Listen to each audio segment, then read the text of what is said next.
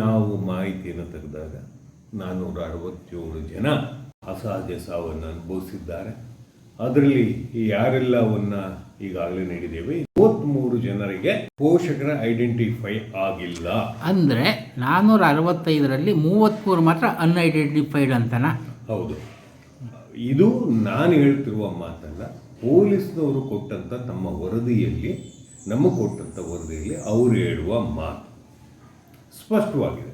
ಮತ್ತು ಅದಲ್ಲದೆ ಮುಂದುವರೆದು ಅವರು ಕೆಲವು ಬಾಡಿಗಳನ್ನು ಕೋರ್ಟಿನ ಆದೇಶವನ್ನು ಪಡೆದು ನಿಷ್ಕ್ರಿಯಗೊಳಿಸ್ತೀವಿ ಅಂತ ಹೇಳಿದಂಥ ಅಂಶವೂ ಇದೆ ಸ್ಪಷ್ಟವಾಗಿ.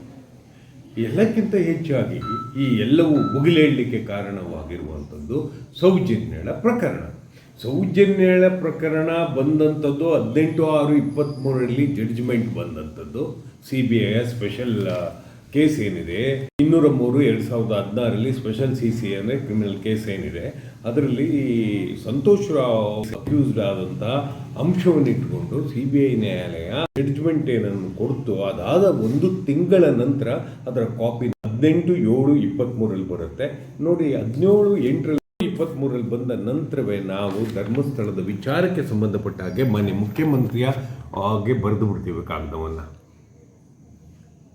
ದಯಮಾಡಿ ಇದರಲ್ಲಿ ವಿಶೇಷ ತನಿಖೆಯನ್ನು ತಗೊಳ್ಬೇಕು ಅಂತೇಳಿ, ಮತ್ತು ಅದಕ್ಕೆ ಸಂಬಂಧಪಟ್ಟ ಹಾಗೆ ಪರಿಹಾರವನ್ನು ಕೂಡ ಕೊಡಿ. ಯಾರಿಗೆ? ಸೌಜನ್ಯಳ ತಾಯಿಗೆ ಪರಿಹಾರವನ್ನು ಕೂಡ ಕೊಡಿ. ಮತ್ತು ವಿಶೇಷವಾದಂಥ ಅಕ್ವಿಟಲ್ ಕಮಿಟಿ ಏನಿದೆ ಅದನ್ನು ಮಾಡಿ ಅಂತೇಳಿ ಜಿಲ್ಲಾ ನ್ಯಾಯಾಲಯಕ್ಕೂ ಕೂಡ ಕಾನೂನು ಸೇವೆಗಳ ಪ್ರಾಧಿಕಾರಕ್ಕೂ ಬರಿತೇವೆ ಪತ್ರವನ್ನು. ಪ್ರತಿಯೊಂದರೂ ಕೂಡ ದಾಖಲೆ ಮಾಡ್ತಾನೆ ಬರ್ತೇವೆ ಸರ್. ಎಲ್ಲಕ್ಕಿಂತ ಹೆಚ್ಚಾಗಿ ಇತ್ತೀಚೆಗೆ ಬಂದಂಥ ಏನು ಅಸಹಜ ಸಾವುಗಳನ್ನು ಊತಿಟ್ಟಿದ್ದೇನೆ ಅನ್ನುವಂಥ ವ್ಯಕ್ತಿ ಬಂದಿದ್ದಾರೆ ಮುಂದೆ. ಅದೊಂದು ನಮಗೆ ಆಶ್ಚರ್ಯವೂ ಹೌದು. ಇತಿಹಾಸದಲ್ಲಿ ಎಂದೂ ನಡೆಯದಿರುವ ಘಟನೆಯ ಬಗ್ಗೆ ಆತ ಹೇಳ್ತಿದ್ದಾನೆ. 165 ಊತಾಕಿಟ್ಟಿದ್ದೇನೆ, ಅದನ್ನು ತೆಗೆದು ತೋರಿಸ್ತೇನೆ ಅಂತ ಹೇಳಿದರೆ ಇದು ಇತಿಹಾಸವನ್ನು ಮೀರಿಸುವಂಥ ಅಂಶ. ನಾವು ಹಿಟ್ಲರ್ನ ಬಗ್ಗೆ ಓದ್ತೇವೆ, ಸ್ಟಾಲಿನ್ ಅವ್ರ ಬಗ್ಗೆ ಹೇಳ್ತೇವೆ. ಅವನು ಹೇಗೆ ಗಲ್ಲಿಗೇರಿಸ್ದ, ಹೇಗೆ ಗಡಿಪಾರು ಮಾಡ್ದ, ಹೇಗೆ ಒಂದು ಮಾನವೀಯ ವಿಕೃತಿಯನ್ನು ರಾಜಕೀಯ ಅಜೆಂಡವನ್ನು ಇಟ್ಕೊಂಡು ಮಾಡ್ದ. ಅದಾದ ನಂತರ ಮಾವೋತ್ಸೆ ಏನು ಮಾಡ್ದ, ಅದಾದಮೇಲೆ ಆಲ್ಬರ್ಟ್ ಹಿಟ್ಲರ್ ಯಾವ ರೀತಿ ಮಾಡ್ದ ಅಂತ ಅನ್ನೋದೆಲ್ಲ ನೋಡ್ತೇವೆ.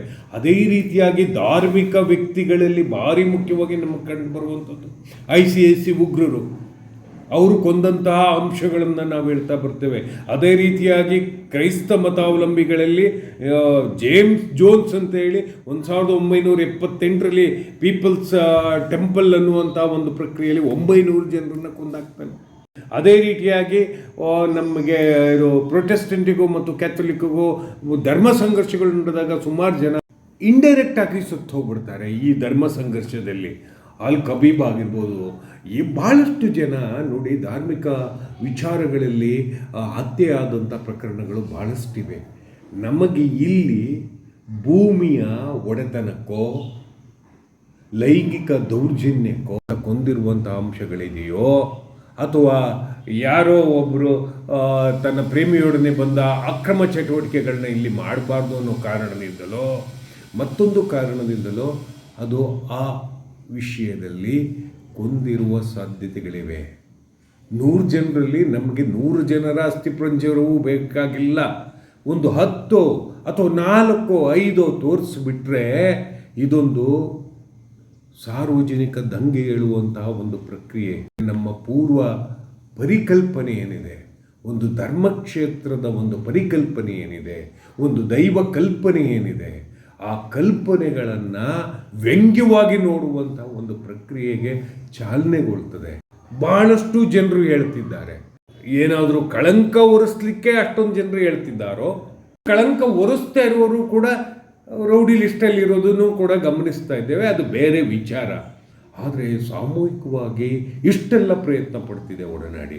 ಸಾಮೂಹಿಕವಾಗಿ ಯಾರೊಬ್ಬರು ನಮ್ಮ ಪ್ರೆಸ್ಸಲ್ಲಿ ಮಾತಾಡ್ತಾ ಇದ್ದಾರೆ ವಿನಃ ಒಂದು ಲಿಖಿತವಾಗಿ ಕೆಲಸ ಮಾಡಿರುವಂಥ ಪ್ರಕ್ರಿಯೆಯಲ್ಲಿ, ಕಾನೂನುಬದ್ಧವಾಗಿ ಕೆಲಸ ಮಾಡಿದ ಪ್ರಕ್ರಿಯೆಯಲ್ಲಿ ಕಂಡು ಬರ್ತಿಲ್ಲ.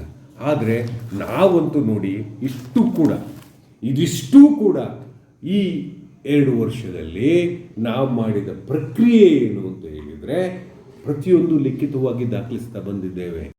ಎರಿಂಗ್ ಅಫಿಷಿಯಲ್ಸ್ ಯಾರೆಲ್ಲ ಇದ್ದಾರೆ ಅವರು ಮೂಲಕವಾಗಿ ಕಾನೂನುಬದ್ಧ ಕ್ರಮ ಕೈಗೊಳ್ಳಬೇಕು ಅನ್ನುವಂಥ ನಿಟ್ಟಿನಲ್ಲಿ ನಮ್ಮ ಮೇಲೆ ಕೂಡ ಮಾತಾಡಬಾರ್ದು ಅಂತ ಹೇಳಿ ಕೆಲವು ಅಧಿಕಾರಿಗಳು ಸ್ಟೇ ತಂದಿದ್ದಿದೆ. ಸ್ಟೇ ತಂದಿರೋದು ಬೇರೆ ವಿಚಾರ, ಅದು ತಂದ್ಕೊಳ್ಳಿ. ಆದರೆ ಸರ್ಕಾರಗಳು ಮೌನ ವಹಿಸುವ ಪ್ರಕ್ರಿಯೆ ಇದೆಯಲ್ಲ ಸರ್, ಅದು ಒಳ್ಳೆಯ ಲಕ್ಷಣ ಅಲ್ಲ. ಆದರೆ ಡಾಕ್ಟರ್ ನಾಗಲಕ್ಷ್ಮಿ ಚೌಧರಿಯವರು ಸರ್ಕಾರಕ್ಕೆ ಪತ್ರ ಬರೆದಿದ್ದಿದೆಯಲ್ಲ, ನಮ್ಮಗಳ ವಿಚಾರವನ್ನು ಮುಂದಿಟ್ಟುಕೊಂಡು ಅದಕ್ಕಿಂತ ದೊಡ್ಡ ಪ್ರಯತ್ನ ಮತ್ತೊಂದಿಲ್ಲ. ಆದರೆ ಈ ಇತಿಹಾಸ ಇದೆಯಲ್ಲ, ಈ ಧರ್ಮದಂಗಲ್ ಬಗ್ಗೆ ನಿಮ್ಗೆ ಹೇಳ್ತಾ ಇದ್ದೆ, ಇಷ್ಟೆಲ್ಲ ಕೊಲೆಗಡಕರು ನಮ್ಮ ಮುಂದೆ ಭಾಳಷ್ಟು ಜನ ತಲೆ ಎತ್ತಿ ನಿಂತ್ಕೊಳ್ತಿದ್ದಾಗ ಅವನು ಎಂಥದೇ ದೊಡ್ಡ ಘನತೆ ಇರುವ ವ್ಯಕ್ತಿ ಆಗಲಿ, 108 ಸಾವುಗಳು ಅಲ್ಲಿ ಘಟಿಸ್ತಿದೆ ಅಂತ ಹೇಳಿದರೆ ಅವಲಂಬಿತ ಜನರನ್ನು ನಾವು ಲಿಸ್ಟ್ ಮಾಡ್ಕೊಬೇಕು ಸರ್.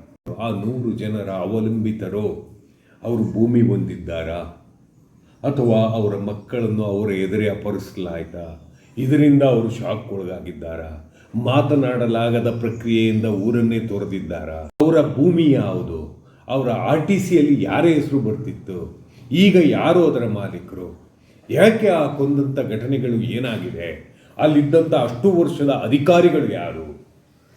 ನೋಡಿ, ಬೇರೆಯವನು ಮಾಡೋದು ಬೇರೆ ಸರ್. ಒಬ್ಬ ದರೋಡೆಕೋರನೋ ಇನ್ನೊಬ್ಬ ಧರ್ಮಾಧಿಕಾರಿಯೋ ಮತ್ತೊಬ್ಬನೋ ಆ ಪ್ರಕ್ರಿಯೆಯನ್ನು ಮಾಡ್ತಾ ಇರ್ಬೋದು.